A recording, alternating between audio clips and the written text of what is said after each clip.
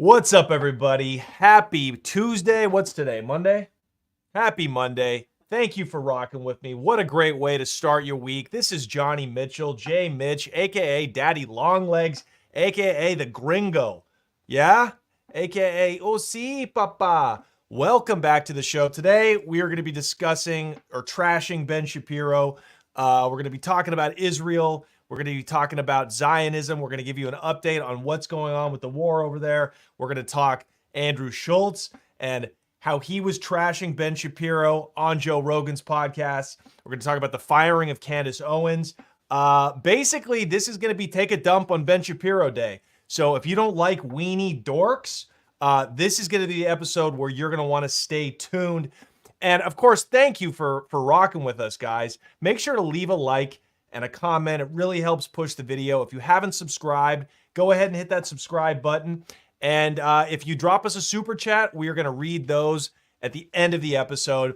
But without further ado, let's get into it. So if you need to get caught up to speed and with what's going on with the Ben Shapiro, Candace Owens drama, here it is in a nutshell. Candace Owens, right-wing conservative person, black woman, woman of color, was on the Daily Wire network, which is co-owned by Ben Shapiro. Now, when the bombing in Gaza started after the attacks of October 7th last year, things got pretty out of hand pretty quickly. Candace Owens came out, spoke out against the bombing. Okay, she called it, she said, no country has an excuse to commit a genocide. These were her words, okay? And this is after the International Criminal Court had already decided there was enough evidence to at least look into genocide claims against Israel and what they're doing in Gaza. This is not, she wasn't the first one out there crying genocide, okay? Now, I'm not putting an adjective to what's going on, right? But it's a lot of innocent people being killed, tens of thousands of innocent people being killed. So Candace Owens is a new mother. She feels for the kids that are starving to death and dying over there. So she comes out and she says, look, it's effed up what's going on over there. And immediately, Ben Shapiro comes out and says it's absolutely disgraceful what she's saying, blah, blah, blah, blah, blah. And basically forces her out. And she just, she resigned, I think 2 weeks ago after a Twitter war going back and forth. Now, let me tell you why this is a particular case of Ben Shapiro being a mark-ass punk little herb, okay? This is why I don't like dorks. This is why I don't like intellectuals. Ben Shapiro, if you'll recall, built his entire brand around being anti-cancel culture. He came to fame doing the Joe Rogan podcast in the mid-2010s. From about 2015 through the pandemic, he was probably at the height of his popularity. So he was, and this was during the Trump administration, when cancel culture was at its worst. It was that mixed with the Me Too movement. Comedians were getting canceled. Employees were getting canceled for tweets that their bosses didn't like, especially in Hollywood. I mean, they were dropping like flies out here, okay? It was a bad time, admittedly. And I don't agree with any of that. As a comedian, the worst thing for my business is cancel culture. So Ben Shapiro and guys like that were right on the mark. Dave Rubin, all of these right-wing people, they brought left-wingers and liberal people and people like me in the center, they brought them over to their side when it came to this issue. Yeah, there shouldn't be any cancel culture. Facts don't care about your feelings. How many times do we have to hear this from this nerd? It was rampant for 5 years. He made millions of dollars speaking out against people who wanted to crack down on the speech of others, right? And good on him. I completely agree. I think the war of ideas, the marketplace of ideas should determine which speech gets propelled to the top, okay? Let it all out there. Let it all, that's what I say, literally let it all out there. Maybe with some exceptions, but I don't even think so. I think let all of the speech, the worst speech, the hate speech, whatever kind of speech there is, let it out into the free market, okay? and people can discern what is garbage and what is acceptable, right? So this is his brand. His whole brand is, hey, facts don't care about your feelings. Hey, college students, I remember college students would protest Ben Shapiro when he would come to speak. Hey, nobody's here to cover up for you. You're an adult now. You should be able to listen to speech you don't like and not be shouted down. Okay? But then, we of course know that he is probably Ben Shapiro is probably the mouthpiece of Zionism in the United States. I really think there's nobody that even comes close to that, right? So when the attacks on October 7th happen and Israel starts bombing Gaza and bombing them more and bombing them more and more and more and more and more, and it clearly goes way beyond any reasonable standard of self-defense, and you've got their own generals in the IDF tweeting about how they're conducting the final solution on Gaza, which, by the way, creepy. A bunch of Jews talking about the final solution. Seriously creepy. Bewildering that 70, 80 years ago, the same thing was done to them and the same words used against them that they are now using against another race of people. Okay, talking about the Holocaust for you history retards out there. Can I say that? Is the chat? Are we finished? No, just don't say shit. Okay, I'm sorry about that. Don't cancel me. Ben Shapiro would let that one ride. You see? So it's the hypocrisy of both sides. But what I'm saying is there's a reasonable discussion, a reasonable argument around the fact that Israel has gone too far, way too far. You have almost every country in the world at least saying, yeah, there's war crimes being committed here, okay? And Ben Shapiro doesn't want to hear any of that. And in fact, he wants anybody who brings that up to be labeled as a traitor and as disgraceful and wants them to lose their job. And that's why he's becoming the laughingstock of the internet. Now, he's tried to walk back these comments since Candace Owens got fired.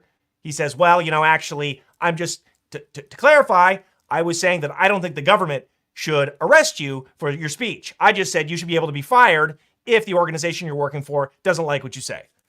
Fine. Okay. But that's still cancel culture. The culture of being canceled is what we're talking about here, is the issue here. Of course, we haven't come so far in the United States to where the government is actually arresting people, putting them in jail for what they say. No, not yet. That has not happened.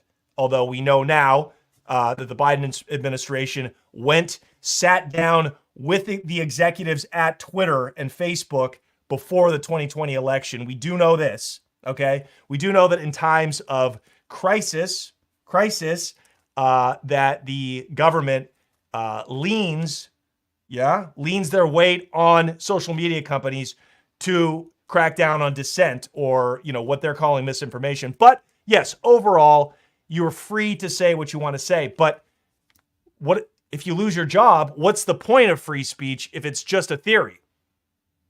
When in practice, it's completely null and void. It doesn't protect you from anything, right? So it's shameless hypocrisy in the face of, evidence, facts in front of his face. Nobody likes it. And this is why this is the same thing with comedy, okay? Everybody laughs at it until the joke's on them. I mean, look, I'm kind of the same way. Sure. I mean, I don't like when I'm the butt of the joke, but I can take it.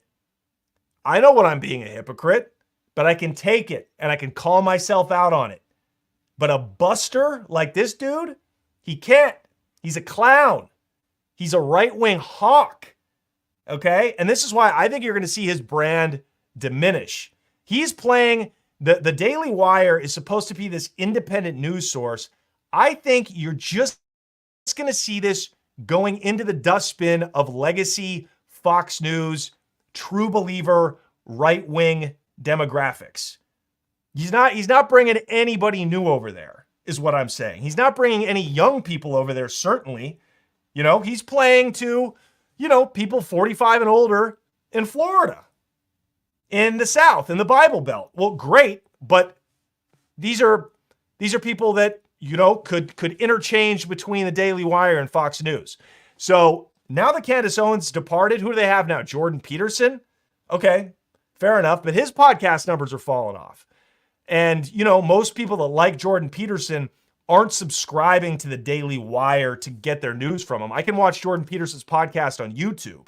So I don't know where he thinks he's going to go with his brand. I mean, I guess there's enough millions of, again, true believer, conservative, right-wing conservative people, not even really conservative, because a conservative person, as I'm going to point out, doesn't believe in giving money to the military to make foreign wars, okay? But, Republicans, like old school Hawk, George Bush Republicans, if there's enough of those people that subscribe to the Daily Wire, I guess it could continue to be a profitable operation. It's making a lot of money right now. But I think this tarnishes his brand pretty much indelibly, without repair. So, but let's go over it. And this is why I think to call him a hypocrite is not to go far enough. I think he is a traitor to the United States of America. Now, this is my opinion. This is not, I am not slandering him for legal purposes. Being somewhat of a public figure myself, I do not need any lawsuits. And this guy's a rat, by the way. This guy will put paperwork on you, okay? But I think that people that call for endless money for foreign wars, whether that's in Ukraine or whether that's in the Middle East, knowing that we are racking up $1 trillion of new debt every 3 months to add to our $34 trillion of debt already, knowing that we are such a fragile empire that we could seriously implode. In 10 years, the dollar might not be the reserve currency anymore. We're not going to have Social Security. We may look like a second world country. Our cities could look like a place in South America. Just insert your, Bogota, Colombia. That's what New York City could look like if the government continues to treat this country like it's a going out of sale business, right? It's literally, Tim Dillon put it a perfect way on a podcast. He goes, it's a money grab. The country is a money grab, and the people in power are trying to get as much meat off the bone of a rotting carcass as they can. So knowing that and still calling for endless war, to me, makes you anti-patriotic. It really means and I'm going to explain why.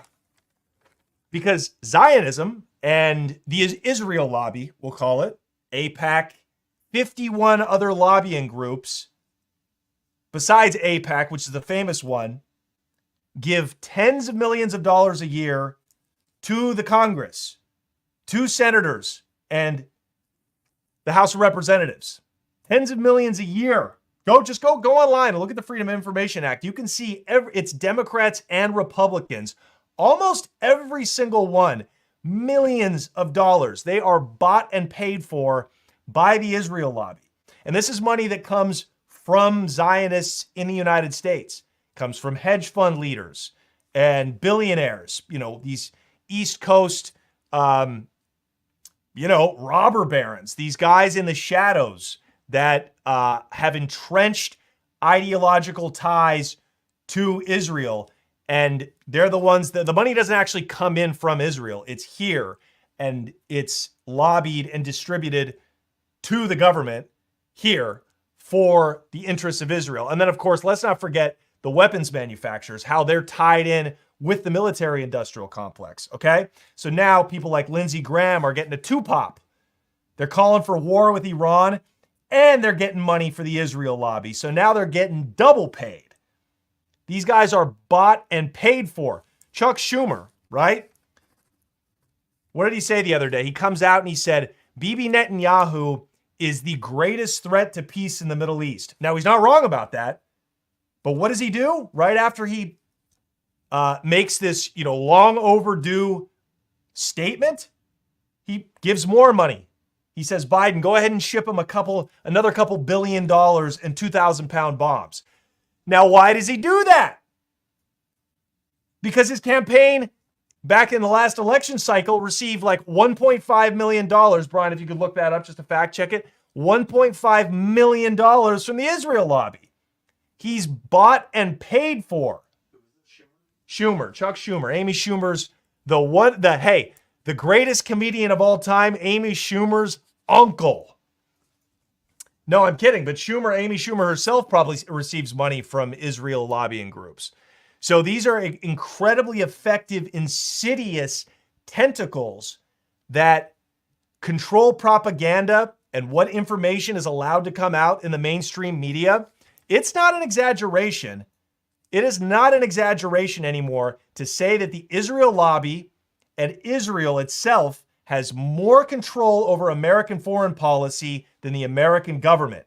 And guys like Ben Shapiro, also probably bought and paid for. That is not a stretch by any means. They applaud this, yet they call themselves American. You are not American. That is the most anti-American thing. It's exactly what the Democrats were accusing Donald Trump of all those years, being a Russian agent. Hey, how about an agent of the IDF and the Mossad, huh? Traitor. That's what I call you. Folks, we'd like to take a minute to thank our sponsor for today's show, the Americans for the Advancement of Israel. They have given us a hefty check. I can't find the exact number. It's all in there, though. I looked it up last night. But facts don't care about his feelings. Now, so this is all backfiring, of course, right? As the corruption and the brutality in Gaza and the corruption of the American government and the lies from the IDF and from Netanyahu's government, as that all starts coming out, thank God for social media, as that all starts coming out, it's getting more and more difficult to hide. So, I love when guys like Andrew Schulz, my man, Schultzy, trashing Shapiro on his podcast and then goes on Rogan and calls Shapiro out on Rogan. And if you'll notice, Shapiro hasn't appeared back on Rogan's podcast. He was on that show like 4 times a year during the Trump years, right? Like, dude, Rogan made that guy, okay? But since all this has happened, not appeared not once back on Rogan's podcast. And that's because he knows Rogan's going to hold his feet to the fire, right? He's going to be like, dude, but you said, and he's going to do it in his Joe Rogan way. He's going to, do it in the kind of like dumb guy way that he's not attacking. Rogan's a great interviewer because he's not going to attack Shapiro like I would attack him. I would make it personal. I would go the Donald Trump route, what's going on with your wife, Shapiro? I would really let my emotions get involved. Rogan wouldn't do any of that. He'd just be like, dude, what you're saying doesn't match up now with what you built your entire brand on. But I love to see that. And as far as Candace Owens goes, I mean, Candace Owens, to her credit, I did not like her when she came out. I'm not going to lie to you. When she was getting put on in, 2018 or whatever, I felt some kind of way. I did feel like it was a gimmick. I'm not going to lie to you. I looked at her and was like, oh, this is just a black woman who's masquerading as a conservative to get views and clicks. Literally, that's what I thought. I said the same thing this morning by that new black conservative that was on Rogan's channel. That's on me. That's a reaction out of 1, jealousy, and 2, political bias. There you go. See how easy that is, Shapiro? I admit my own prejudices and hypocrisies, right? Because I don't believe in what they say, so therefore they must be phony. Well, I've actually like started watching the Candace Owens show and, listening to her on podcasts. She's a nuanced individual. She really doesn't take the party line, the right-wing party line on every issue, especially if she doesn't believe in it. I like people like that. I really like people like that. So I'm a fan. I'm a fan of hers. Going to try to get her on the show. And, so people like, she's going to be fine. She can do her own thing on YouTube. She doesn't need the Daily Wire. Now, admittedly, what working for the Daily Wire does is it takes your overhead down, right? It's very expensive and very time consuming to run a news show, an independent news show on a platform like YouTube. I mean, it takes a lot of people, even though, you hear people say, well, you just could film it with a green screen and a couple of cameras. Your buddy's shooting on an iPhone. Not anymore. Not to capture the kind of quality you need to compete with all these other outlets, Breaking Points, The Hill, Rising, etc. So that's the one thing. It is costly, right? And then, hopefully, she probably has to go behind the paywall. So, it's difficult. There's a lot of competition out there. But a person like Candace Owens, who's nuanced, who's conservative but nuanced, she is going to grab people like me who want to, believe in conservative principles, but, want to use the lens of reality, right? I don't want to be living in the 1980s, okay? And that's what Shapiro, he would like to take us back to the George Bush years. Psychotic. It's funny when you get these things out, like now I don't hate Ben Shapiro so much anymore because I got the fury, I get the rage off my chest. Don't you see that? You guys, so let's talk about what's going on in Israel right now, and why I think we could be headed for World War III. I know you probably thought I was going to take a lighter note. No. I ratcheted it up a notch. I say we are probably closer to World War III now than we have been, since the Cold War, since the Cuban Missile Crisis. Here's what we have today. As of today, this morning, Israel has now pulled out their ground forces from southern Gaza. That's big. It probably had to do with the bombing and killing of the aid workers just a couple of days ago. One of them was an American, by the way. With our weapons and our money that Ben Shapiro is applauding and saying we should ship more of to Israel, killing one of our people. Okay? Now I'm getting angry again. Is that what a patriot does? Or is that what a traitor does? That's what I thought. Anyways, one of ours gets killed. Finally, it takes an American to get killed. You kill literally 35,000 Gazans, most of whom are children. That doesn't move the needle. Takes one American. Thank God for America. Takes one American to get the government to say one thing. This is the power that the United States has.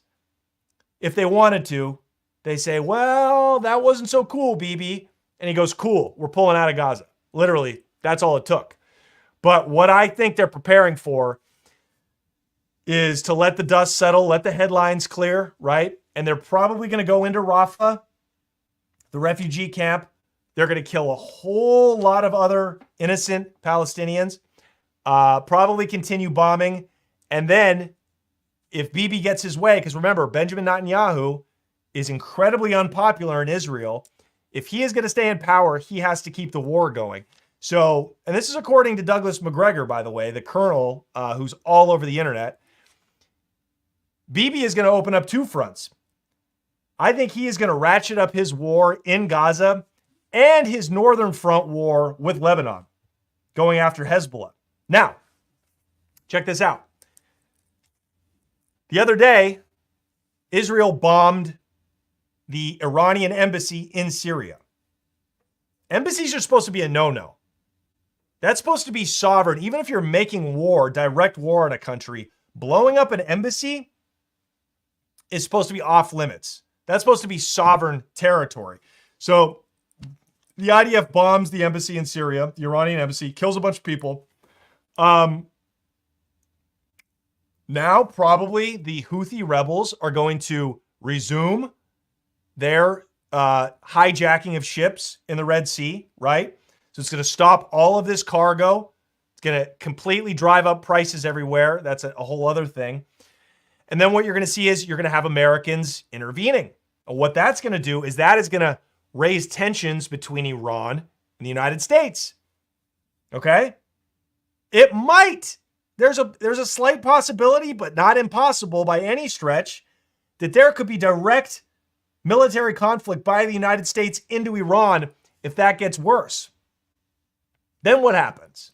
Then what happens if Iran and America make the funk jump off? Well, then Russia's got to step in, because Russia is one of Russia's biggest trading partners, and it's one of its biggest backers. So now you have a possibility, and I mean, that's just open to the imagination what would happen at that point. I mean, the nuclear option isn't even off the table in a situation like that. But even if Iran and the United States don't go to war, okay, you have a distinct possibility that if Israel starts bombing Lebanon, meaning literally bombing the center of Beirut, not just invades it from the south, southern Lebanon, where Hezbollah is firing rockets at them, but I'm talking about a full-scale ground invasion plus a bombing of Beirut. You're going to see these Arab countries straight up invade Israel. I mean, there's no other way to say it, dude. There's no other way to say it. And it's not because these Arab leaders care about people in Gaza, nobody cares about the Palestinians. Clearly, they would have taken them as refugees by now. I mean, look, they're really poor countries too, so they can't take a lot of refugees or their societies would collapse, but they don't care. They don't care. The people care. The citizens of those countries care. They're going to, and the kingdom of Jordan, the king of Jordan, and the president of Egypt, they're on shaky ground, boy. And I mean, you saw what happened in the Arab Spring. These citizens will straight up riot and topple your government if they get pissed off enough. They're hungry, they're hot, they're sweaty, and they're poor. And they're not going to sit by much longer and let their Muslim brothers and sisters be massacred in Gaza. But then a northern front war in Lebanon, forget it. Now you have Turkey step in. Now listen up. Turkey is the linchpin in this whole chess game, okay? That wasn't a good analogy. They're the rook. What's a good chess piece? They're the queen in this whole Middle Eastern chess match, okay? They have one of the biggest armies in the Middle East, one of the biggest militaries in the Middle East, okay? And they're people, by the way, and they're seen as leaders of the Muslim world. And Erdogan, bad dude, dictator for sure. I don't like him, but he has to do something because his people are getting restless and he's trying to hold on to power. So he is going to have to step in at some point and take military action against Israel. Okay? He's going to have to. And look, if Jordan, Egypt, maybe Iraq, and Turkey, certainly Turkey, if they decide to hit Israel at once, it's over. Israeli society will implode. What's up? Yemen. And Yemen. All five of these countries, the way that Israel is stretched thin right now, 20% of their economy is contracted since the bombing of Gaza started. 20% of their GDP gone. So if they open up, if they're stretched thin in the north, in Lebanon and in Gaza, a two-front war, and they get invaded by those five countries at the same time, it's going to look like Ukraine and Israel. So Ben Shapiro, for your own good, you should be hoping for a ceasefire. For the future of Israel. I have many Israeli friends. It's a beautiful country in many ways. There's good reason to want the state of Israel still. But there has to be a political solution, or else they're going to level the place. But that's where the Americans come in. Remember, America is bought and paid for. The American government is bought and paid for by Zionistic Israeli influences and money. Okay? So if America were to step in and start fighting, this is where it gets tricky. If America were to step in and start fighting against the Turks, now you have China. Turkey has become China's number 2 trading partner behind Russia. They do billions of dollars a year. Okay. Turkey is now the second biggest buyer of Chinese goods. So if Turkey's at war with the US and Israel, China has to step in because they already have a shaky economy. So now you see what I'm saying? Then now we have a world war. Now we have, it looks like World War I again, where different regions and pockets are going to war against each other. It's like all bets are off at that point. And now we have nuclear weapons. And when one nuke goes off, they're all going to fire them, right? It's like, it's like how I was on Tinder over the pandemic. Just swipe, swipe, swipe, swipe, swipe, swipe, swipe, swipe, swipe. That's what it's going to look like. So, I mean, just because it hasn't made the headlines as much in the last couple of weeks, by no means are we any closer to a resolution. And just because Israel says, oh yeah, we're going to pull our ground troops from southern Gaza, I mean, that means they're probably going to start bombing more. They're probably going to start bombing so much that they just don't want their troops around. You know what I mean? They say, no. We're going to rest up, get a good meal, and then we're going to start the bombing again. So, yeah, and this is how empires fall, you guys. As an American citizen who loves America, you're witnessing the collapse of Rome. What are the elements? Money printing. Government largesse from this money printing, right? And reckless foreign interventions. It's a formula for how empires fall. The Greeks did it. The Romans did it. The Spanish did it. Then the British did it. Too much oversea entanglement to where now they're stretched so thin, and it all comes back to money, baby. There's no money. We ain't got the money. All we can do is print it.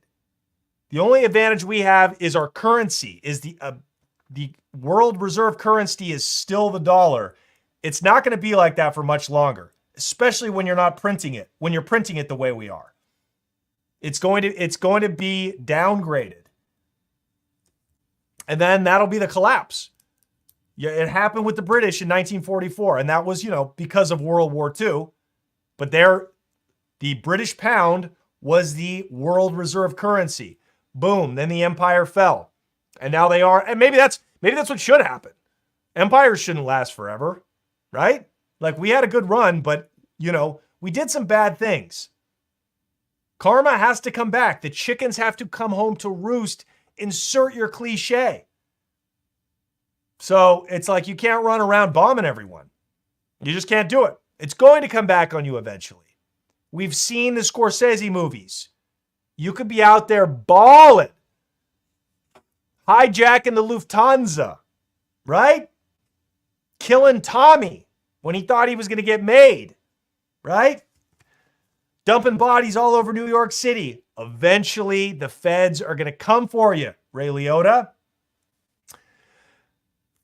That's what's going to happen with America. So I would like personally, as a man of some means, a man of a few assets, thanks to God, Allah, and the Connect, I'd like to continue this party just a little longer, okay? Like, I'm not calling for the downfall of America because, I want it. That's going to be bad for me. By the way, this is why you got to buy gold. Gold is up, up, up. Gold's running. Bitcoin's back over 70,000, baby. Let's go. These are hedges, right? You guys got to be in those right now.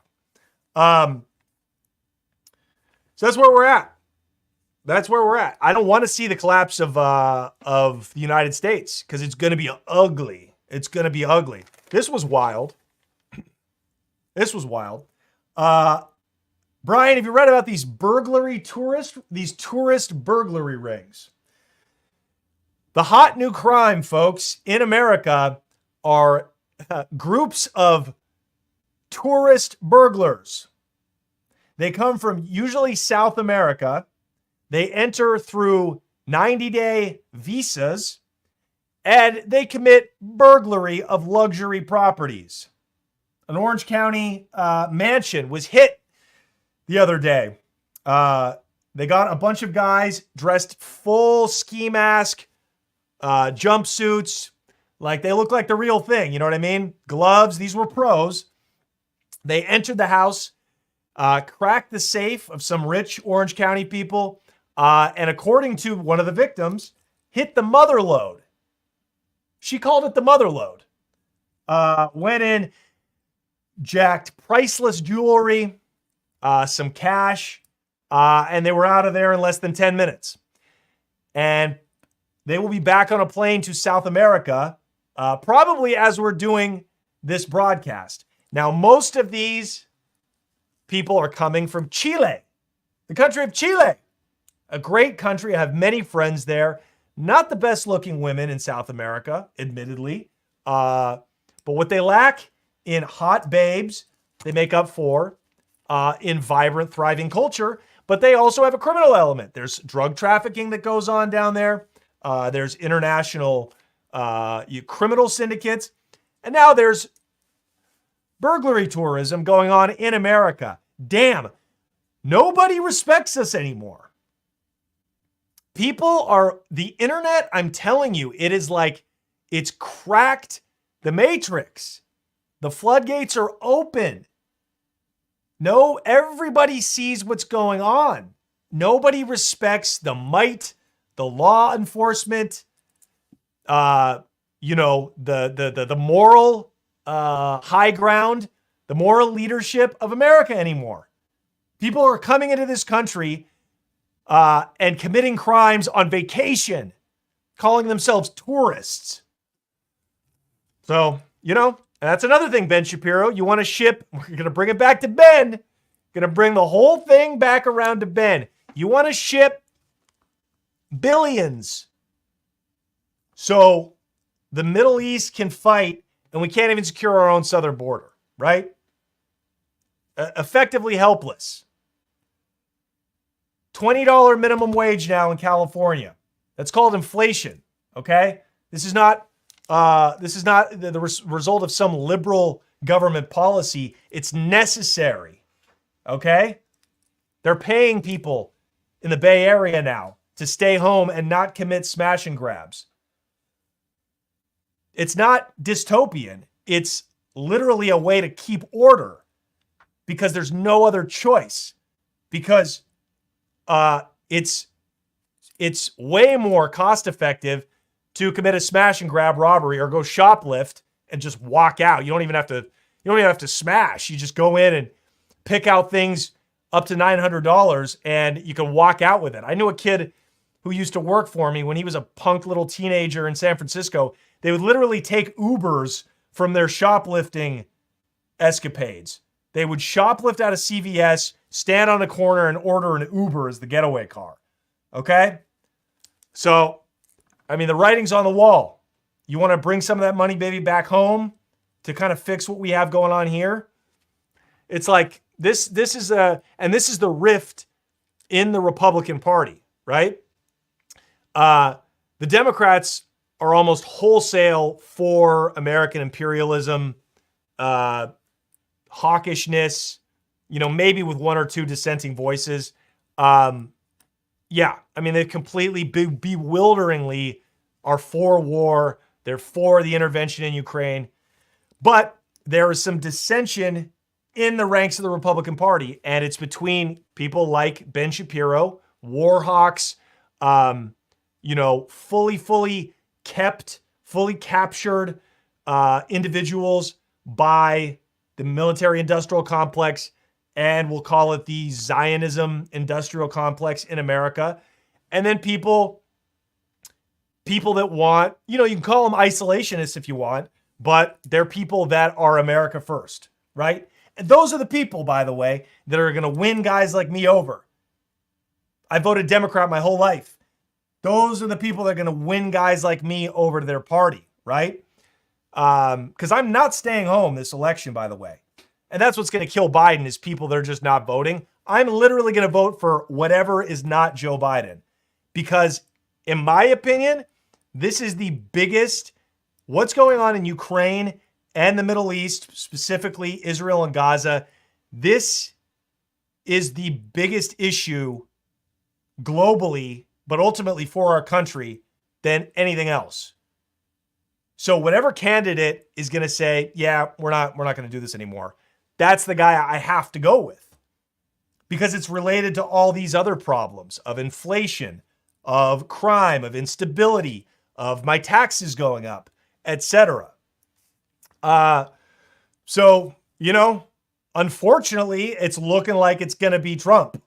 Maybe not. I'm hoping it's not. I'm hoping it's, although I don't like RFK, this is where he lost me because he is directly in line with what Ben Shapiro thinks about with Israel.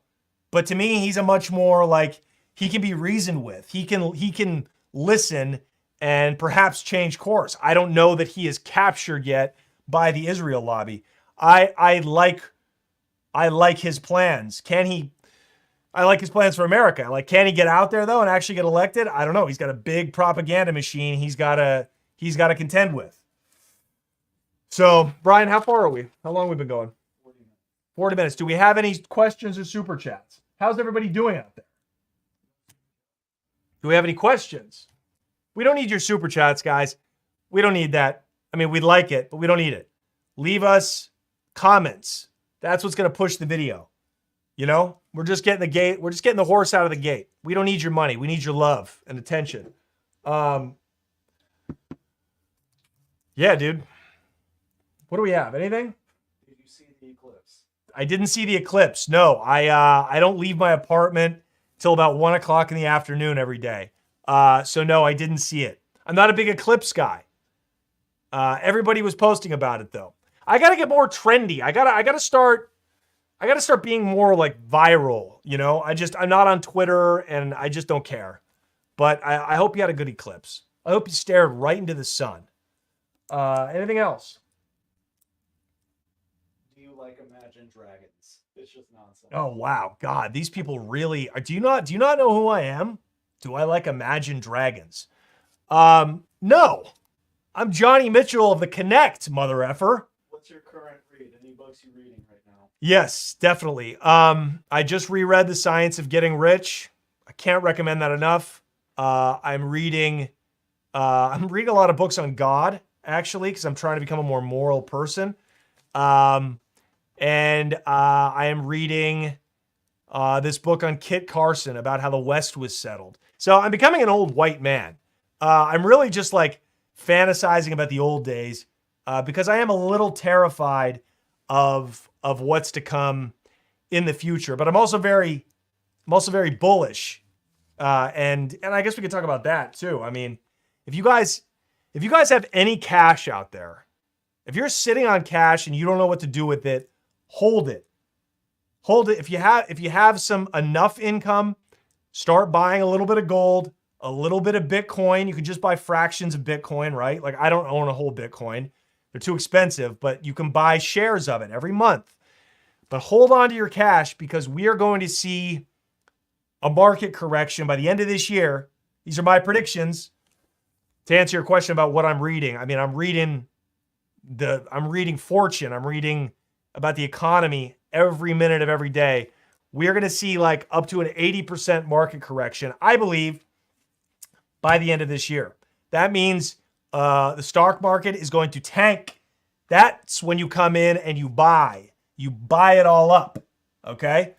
So this is the opportunity of a generation to get rich.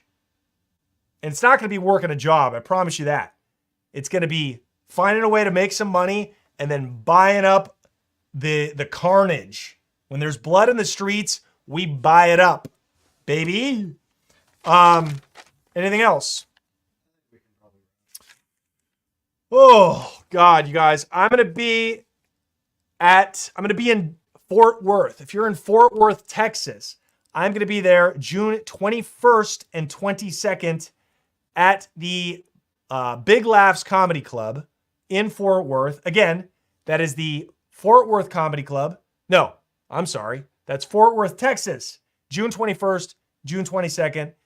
Go to my website, johnnymitchellcomedy.com for tickets. I'm going to be coming there. I'm getting back out on the road, baby.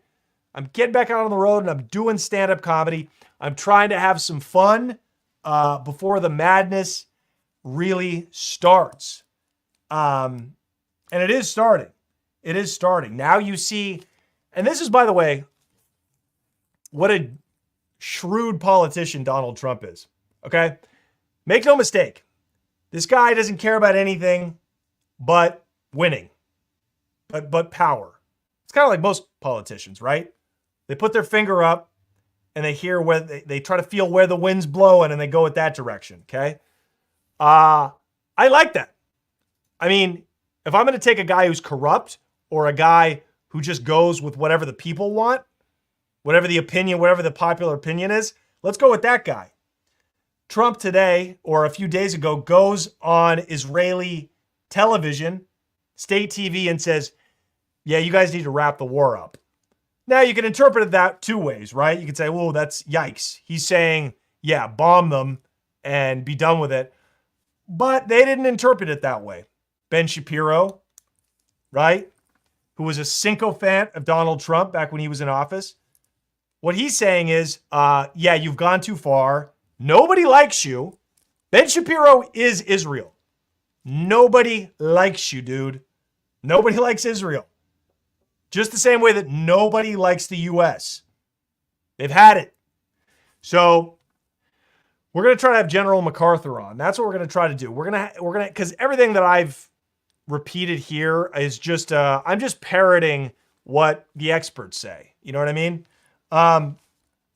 So yeah, dude, check us out. We're going to be doing these lives a couple times a week. Go subscribe to the channel. If you haven't already, please make sure to subscribe. Go watch the other videos. We're putting a ton of content out. We're ramping it up. We're ramping up for Q2. Share it with your friends. Like this video. Go to the other ones and leave a comment. You know what I mean? And, tell me how good my new hair looks. It does.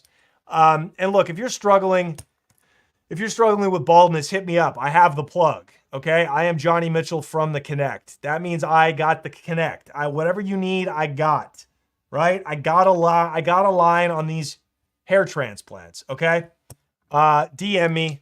We will see you guys next time. Take care of yourself. Peace out.